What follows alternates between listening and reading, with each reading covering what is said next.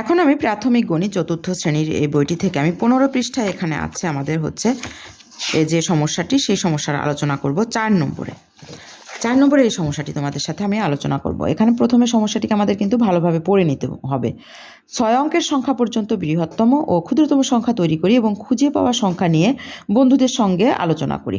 সংখ্যা এখানে কি দেওয়া আছে, এখানে একটি সুন্দর করে গ্রাফ চার্ট দেওয়া আছে, এইগুলোকে পূরণ করতে হবে। আসলে 1 অঙ্কের সংখ্যা এখানে বৃহত্তম এবং ক্ষুদ্রতম কী কী হবে সেটা লিখতে হবে। 2 অঙ্কের সংখ্যা, 3 অঙ্কের সংখ্যা, 4 অঙ্কের সংখ্যা, 5 অঙ্কের সংখ্যা, 6 অঙ্কের সংখ্যা। আর এখানে আরও 2টি প্রশ্ন দেওয়া আছে। 1 নম্বরে আছে 999-এর পরের সংখ্যাটি কত এবং 2 নম্বরে আছে 10,000-এর আগের সংখ্যাটি কত। তাহলে এসব সমস্যাটির সমাধান এখানে করা যায়। এখানে আমি এই প্রশ্নটি এখানে তুলে নিয়েছিলাম, আর তোমাদের সময় বাঁচানোর জন্য আমি সমস্যাটির সমাধান এখানে করে রেখেছি। সংখ্যাগুলো কি? 1 অঙ্কের সংখ্যা। 1 অঙ্কের বৃহত্তম সংখ্যা কোনটি? বৃহত্তম সংখ্যা হচ্ছে সবচেয়ে বড় যে সংখ্যাটি আছে সেটি হচ্ছে 9। তার বৃহত্তম সংখ্যা হচ্ছে 9। ক্ষুদ্রতম সংখ্যা হচ্ছে সবচেয়ে ছোট যে সংখ্যাটি সেটি হচ্ছে 1 অঙ্কের ক্ষুদ্রতম সংখ্যা 1। এবারে 2 অঙ্কের সংখ্যা। 2 অঙ্কের বৃহত্তম সংখ্যা হচ্ছে 2টি 9, আর ক্ষুদ্রতম সংখ্যা হচ্ছে 1 দিয়ে একটি 0।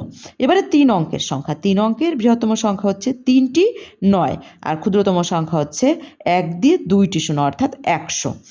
4 অঙ্কের সংখ্যা। 4 অঙ্কের বৃহত্তম সংখ্যা হচ্ছে 4টি 9, অর্থাৎ 9,999, আর ক্ষুদ্রতম সংখ্যা হচ্ছে 1 দিয়ে 3টি 0।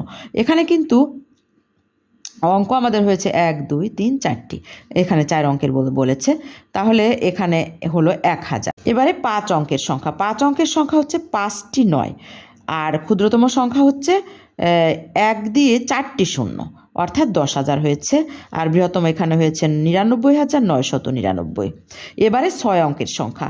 6 অঙ্কের সংখ্যা হচ্ছে 6টি 9, তাহলে হলো আমাদের এখানে একক, দশক, শতক, হাজার, অযুত, লক্ষ। 9,99,999। আর ক্ষুদ্রতম সংখ্যা হচ্ছে ক্ষুদ্রতম যে সংখ্যাটি সেটি হচ্ছে 1 দিয়ে কিন্তু আমাদের 5টি 0 দিতে হবে, অর্থাৎ মোট কিন্তু অঙ্ক হলো আমাদের 1, 2, 3, 4, 5, 6, 6টি হয়েছে এখানে, যেহেতু 6 অঙ্কের বলেছে। আশা করি তোমরা এই সমস্যাটুকুর যে সমাধানটা আমি দেখিয়েছি সেটি বুঝতে পেরেছ। এবার 1 নম্বরে একটি প্রশ্ন আছে, 999-এর পরের সংখ্যাটি কত? 999-এর পরের সংখ্যাটি, অর্থাৎ আমি যদি 1 যোগ করি তাহলে কিন্তু আমার 999-এর পরের সংখ্যাটি হয়ে যাবে। এখানে 999-এর সঙ্গে 1 যোগ করে আমি পেয়েছি হচ্ছে 1000। এরপরে 2 নম্বরে একটি প্রশ্ন ছিল আমাদের 10,000-এর আগের সংখ্যাটি কত। এখানে 10,000-এর আগের সংখ্যা, অর্থাৎ পূর্বের সংখ্যাটি পেতে হলে আমাদের কিন্তু 1 বিয়োগ করলেই হয়ে যাবে।